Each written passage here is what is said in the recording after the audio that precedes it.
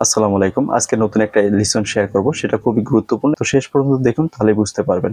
অনেকেই বলছিলেন যে ভাই ড্রপ ডাউন মেনু কিভাবে করতে হয় এবং কিভাবে করলেন। আমি যে টেক্সট দিয়ে ড্রপ ডাউন মেনু করছি, দেখুন এখানে আমি সিলেক্ট করার সাথে সাথে আমার এখানে ডাটা চেঞ্জ হয়। ঠিক সেম ভাবে এখানে আমি যে ড্রপ ডাউন করছি, এখানে আমি সিলেক্ট করার সাথে সাথে আমার ডাটা কানেক্ট করা আছে। তো আমি আজকে দেখাবো যে কিভাবে ড্রপ ডাউন করবেন। এখানে যদি এই ডাটা ভ্যালিডের বাইরে যদি কোনো ডাটা এন্ট্রি দিই, সেক্ষেত্রে আমাকে ওয়ার্নিং দেবে। তো এই ডাটাটা যদি আমার ভ্যালিড হয়, এই টেবিলের ভিতর থাকে, সেক্ষেত্রে আমি এখানে ইনপুট দিতে পারবো। এখানে যে ডাটাগুলো আমি সিলেক্ট করতেছি, এগুলো এখানে আমার টেবিলে এন্ট্রি আছে, এই যে 1127, আর এখানে টেবিল হচ্ছে 2। আমি সিলেক্ট করার সাথে সাথে আমার এখানে ডাটা আছে। তো এই ডাটা ভ্যালিডেশনটা আমি কিভাবে করছি, ফুল প্রসেসটা আমি আপনাদের সাথে শেয়ার করব। তো আমি প্রথমে এই ডাটা ভ্যালিডেশনটাকে ডিলিট করে দেবো। আমি এই ডাটা ট্যাবে আসবো, ডাটা ট্যাব থেকে এখানে আমি ডাটা ভ্যালিডেশনে যাওয়ার পরে এখান থেকে ক্লিয়ারে ক্লিক করব। ক্লিক করার পরে আমি এখানে ওকে ক্লিক করে দেব। দেখুন আমার এই ডাটা ভ্যালিডেশনের আইকনটা চলে গেছে, এখানে ড্রপ ডাউন মেনু নেই। ঠিক সেম ভাবে এটাকে আমি ডিলিট করে দেব। ডাটা ভ্যালিডেশন, এখানে যাব, ডাটা ভ্যালিডেশনে যাব, এখান থেকে ক্লিয়ার দেব। ক্লিয়ার দেওয়ার পরে ওকে করে দেব। তো এখন হচ্ছে আমরা এই টেবিল 1 2 কিভাবে এখানে ড্রপ ডাউন করছি, এখান থেকে আমরা যাব হচ্ছে ডাটা ভ্যালিডেশন। এই যে ডাটা ভ্যালিডেশনে ক্লিক করে দিলাম, এখান থেকে সিলেক্ট করব লিস্ট।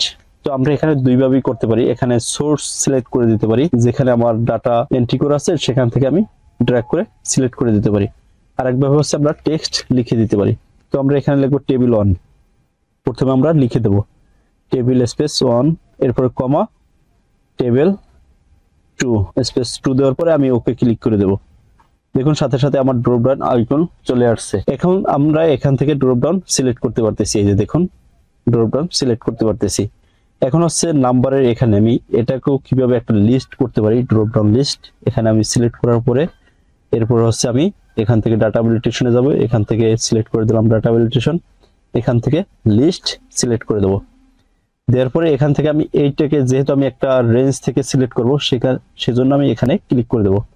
দেওয়ার পরে আমি এই দুই টেবিলের আইডি গুলো আমি একটা জায়গায় এন্ট্রি রাখছি। এই যে দেখুন এখানে আমি এন্ট্রি রাখছি, এখান থেকে আমি সিলেক্ট করে দেব। অন্য ট্যাব থেকে আমি সিলেক্ট করতেছি, এখান থেকে আমি আবার এটাকে ক্লিক করে দিলে ভিউ হয়ে যাবে।